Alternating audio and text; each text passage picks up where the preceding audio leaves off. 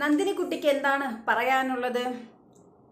കാരണം നന്ദിനി കുട്ടി പേഴ്സണൽ ഗ്രഡ്ജൊക്കെ കുറേ നന്ദിനി കുട്ടിയായ സമയത്ത് പറയാനൊക്കെ ശ്രമിച്ചു നോക്കി. അത് ഇറിറ്റേറ്റിംഗ് ആയപ്പോൾ ശരണ്യ പോസ് കൊടുത്ത് അവിടെ നിർത്തിച്ചു. അപ്പം അതിനെക്കുറിച്ചിട്ടാണ് ലാലേട്ടൻ സാറിൻ്റെ എപ്പിസോഡിൽ ചോദ്യം ചെയ്യുന്നത്.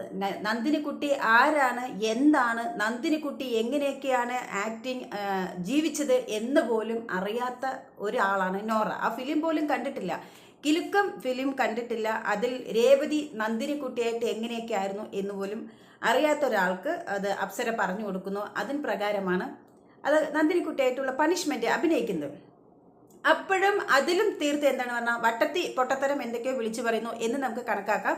എങ്കിലും അവിടെയും പേഴ്സണൽ ഗ്രഡ്ജാണ് ആര് നോറ അവിടെ കാണിച്ചുകൊണ്ടിരുന്നു. ഓരോരുത്തരും തന്നെ പറ്റി അല്ലെങ്കിൽ മറ്റുള്ളവർ എന്തൊക്കെ അങ്ങോട്ടും ഇങ്ങോട്ടും പറഞ്ഞിട്ടുണ്ടോ അത് കൊളുത്തിയിടുക, തമ്മിലടിപ്പിക്കുക. അതാണ് അവിടെ നന്ദിനിക്കുട്ടി ചെയ്തത്. അപ്പോൾ പൊട്ടത്തിയാണ് നന്ദിനിക്കുട്ടിക്ക് വിവരമില്ല എങ്കിലും തമ്മിലടിപ്പിക്കുന്ന കാര്യത്തിൽ ക്ലാരിറ്റി ഉണ്ട്. അപ്പോൾ അങ്ങനെ തമ്മിലടിപ്പിക്കുന്ന പോലെ അവിടെയും ഇവിടെയും പറഞ്ഞാലും കോർത്തെനിക്ക് ഇത് മാത്രം ഓർമ്മയുണ്ട്. എല്ലാം വിളിച്ചു പറഞ്ഞ് തമ്മിലടിപ്പിച്ച് ഒന്ന് രസിച്ച് ഗാലറിയിൽ ഇരുന്ന് കാണുക. അതാണ് നോറയുടെ ആറ്റിറ്റ്യൂഡ്. ശരിക്കും പറഞ്ഞാൽ കാളകൂട വിഷം എന്നാണ് ഞാൻ നേരത്തെ പറഞ്ഞിട്ടുണ്ട്, ഇപ്പോഴും പറയുന്നു.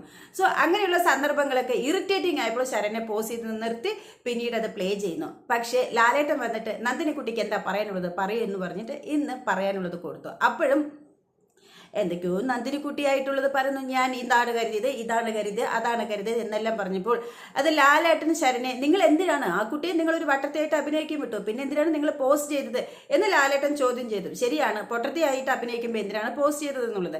പക്ഷെ നോർ അവിടെ ചെയ്ത് എന്താണ് തമ്മിലടിപ്പിക്കാനുള്ളതാണ് അവിടെ നോക്കിയത്. അതിനാണ് ഇനിയൊരു വഴക്കിലേക്ക് പോകേണ്ട. അത് ഇറിറ്റേറ്റിംഗ് ആണ്. അതുകൊണ്ടാണ് അത് അവിടെ പോസ്റ്റ് ചെയ്ത് അവർ നിർത്തിയത്. സോ അപ്പോൾ ലാലേട്ടൻ അത് ശരണ്യ ക്വസ്റ്റ്യൻ ചെയ്തപ്പോൾ നോർ ഇങ്ങനെ ആക്കിയിട്ട് ഒരു ചിരിയുണ്ട്. നിങ്ങളത് ശ്രദ്ധിച്ചിട്ടുണ്ടോ? നിങ്ങളത് എപ്പിസോഡ് ക്ലിയർ ആയിട്ട് കണ്ടിട്ടില്ലെങ്കിൽ ഒന്നുകൂടെ ഹോട്ട്സ്റ്റാറിൽ എടുത്ത് നോക്കൂ.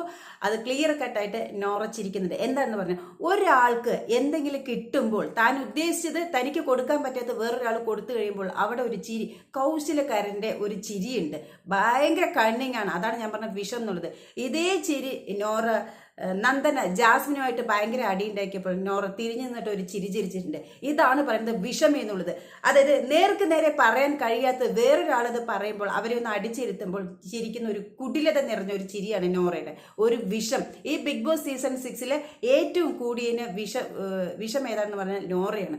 ഒരു പക്ഷേ തുറന്ന് വളവളാന്ന് അടിക്കുന്ന ജാസ്മിനെ വരെ നമുക്ക് വിശ്വസിക്കാം. ഇത്രയും ഇതല്ല, ഗെയിമിന് വേണ്ടി ഏതറ്റം വരെ പോകും, എന്തും ചെയ്യും. പക്ഷെ നോറ എല്ലാം നൈസായിട്ടാണ്, സ്ലോ പോയിസൺ ആണ്. നോറയ്ക്ക് മനസ്സിന് ഇണങ്ങിയ പോലെ ആരും പ്രവർത്തിച്ചില്ല, ആരും ചെയ്തില്ല എങ്കിൽ നോറ ഇങ്ങനെ ചെയ്ത് ചെറിയ ചെറിയ പോയിസൺ നിർത്തി അവരെ ഇല്ലായ്മ ചെയ്യുന്ന ഒരു ആറ്റിറ്റ്യൂഡാണ്, ആ ഒരു ഗെയിമാണ് നോറ എടുക്കുന്നത്.